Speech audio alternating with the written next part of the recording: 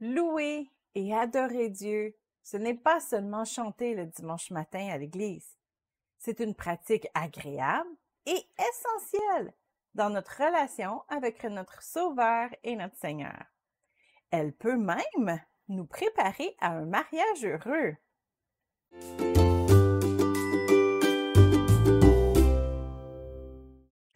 Il n'y a pas une définition précise de ce que sont la louange et l'adoration dans la Bible. Et souvent, ces deux termes sont utilisés simultanément. Mais si nous voulons les différencier, nous pourrions dire que la louange est de reconnaître les qualités de Dieu, le complimenter, alors que l'adoration est de lui redonner sa place en tant que Dieu, Père et Seigneur. Seul Dieu doit être adoré, rien ni personne d'autre, c'est ce que dit Matthieu 4,10.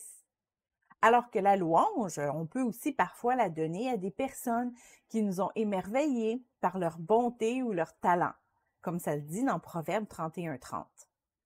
Pour avoir une relation saine et équilibrée avec notre Père céleste, il nous faut les deux, de la louange et de l'adoration. Il nous faut prendre du temps pour le complimenter, être reconnaissant pour tout ce qu'il a fait et ce qu'il est capable de faire. Si nous prenions le temps de remercier Dieu pour toutes ses bontés, nous n'aurions plus le temps de nous plaindre, disait une maxime bien populaire il y a quelques années. Il nous faut aussi le vénérer et réaliser qu'il est Dieu, le Tout-Puissant, et que nous sommes à son service. C'est un exercice auquel devraient s'adonner tous les enfants de Dieu, mais qui peut être très pratique et même formateur pour les célibataires qui désirent se marier. Pourquoi? Premièrement, parce que cela remet Dieu en priorité. Lorsque nous remettons Dieu sur le trône de notre vie, nos priorités, elles changent. Ce qui nous semblait essentiel devient secondaire devant sa présence. Notre âme languissante est satisfaite. Il est facile de devenir préoccupé par toutes sortes de désirs, dont celui de nous marier. Mais lorsque nous adorons Dieu, il devient notre plus grand désir. Et Dieu répond toujours à cette fin-là, comme le dit le psaume 37,4. Deuxième raison, parce que cela guérit notre cœur. Pour être guéri de nos blessures émotionnelles, il faut être capable de pardonner ceux qui nous ont blessés. Si nous ne pardonnons pas les outrages qui nous ont été faits, continueront d'accaparer nos pensées et de nous tourmenter. Mais pour pardonner les autres, il faut d'abord recevoir le pardon pour nos propres péchés. Et ce pardon, nous pouvons seulement le recevoir lorsque nous acceptons le sacrifice de Jésus à la croix pour nous. Dans la louange et l'adoration, nous reconnaissons ce qu'il a fait pour nous et nous recevons la guérison de notre cœur. Nous sommes ensuite prêts à aimer sainement. Troisième raison, parce que cela nous donne espoir. Lorsque nous énumérons les qualités de Dieu, nous nous rappelons rapidement qu'il est tout-puissant, que rien ne lui est impossible, incluant nous trouver un partenaire. Il est celui qui peut ressusciter nos rêves d'un mariage épanoui. Quatrième raison, parce que cela brise les pensées noires. Lorsque nous sommes anxieux, dépressifs ou simplement découragés, il n'y a rien de mieux qu'un bon temps de louange et d'adoration. Peut-être aurez-vous besoin de faire jouer de la musique glorieuse et crier à tue-tête sa majesté pour briser le nuage sombre sur votre tête.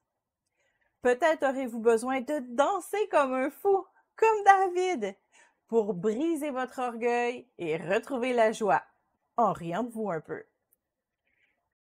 Cinquième raison, parce que c'est bon pour votre santé. La louange et l'adoration peuvent améliorer aussi votre bien-être physique. En redonnant le contrôle de votre vie à Dieu, vous n'avez plus à porter le monde sur vos épaules. Vous serez certainement moins stressé. Chanter est aussi très bon pour la santé parce que ça vous force à respirer. Et si vous ajoutez à votre louange de quelques petits pas de danse, vous améliorerez même votre santé cardiovasculaire. 6e raison, parce que cela crée des amitiés. Chanter en unité et donner la gloire à Dieu avec d'autres frères et sœurs nous donne de bons points en commun. Si vous jouez d'un instrument, vous pourrez inviter des amis pour une soirée de louange, par exemple. C'est aussi très charmant, lorsque nous sommes en fréquentation, de prendre un temps de louange et d'adoration avec notre partenaire. Et cela nous garde bien sûr dans la sainteté. 7e raison, parce que cela nous pratique à une vie de couple. Oui, oui. Pratiquez-vous à donner des compliments à votre Dieu parce que vous aurez à en donner constamment à votre futur partenaire. Il y a certainement des jours où votre tête n'aurait pas envie de louer Dieu.